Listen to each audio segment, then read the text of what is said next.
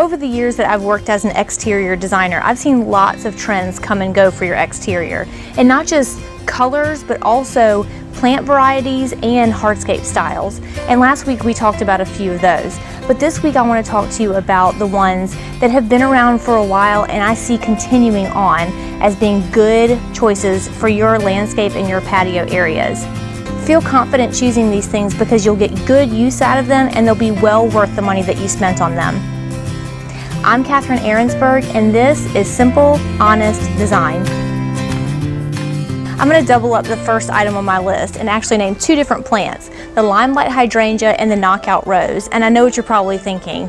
You've seen these everywhere and they might be getting kind of old. Maybe you see everybody has them. Everybody has them because they work great.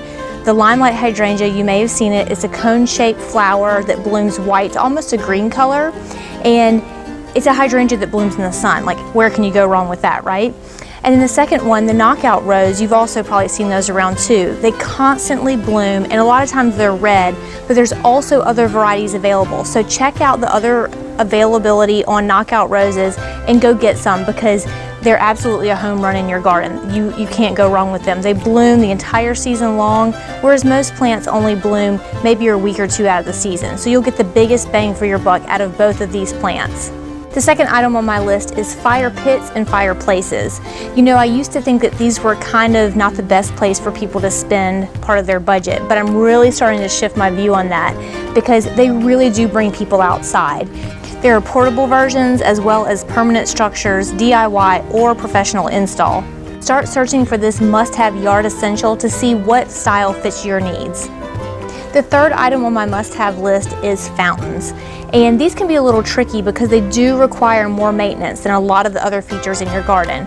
But the serenity and tranquility that comes from the sound of a bubbling, pouring water in your yard is just unbeaten by anything else. So if you're willing to do a little bit of maintenance in exchange for what a fountain can give you, then check out the options from wall fountains to tiered fountains and everything in between. Check out what would work for you best.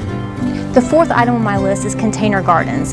Container gardens are not only good for small areas in which to garden, but they're also really great for any patio or area that you need to dress up.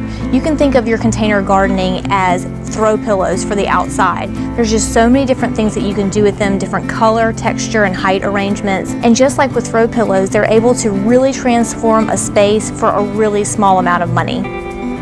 The last item on my list is dark painted fences. And the reason why I love to paint privacy fences a dark color is because usually a privacy fence is not meant to be a big design feature. And so to the eye, it should really recede into the background. And painting it that dark color really helps it to do that. The yellow typical normal natural fence that you would install really is kind of a popping color. So by painting it dark, you kind of make it disappear into the background, and that's what I love about it. Do you have any of these design elements in your yard yet? If you don't, why don't you try one and let me know how you like it. You can email me from my website at azaleastreetdesigns.com. Until next time, I'm Arensberg, and this is Simple, Honest Design.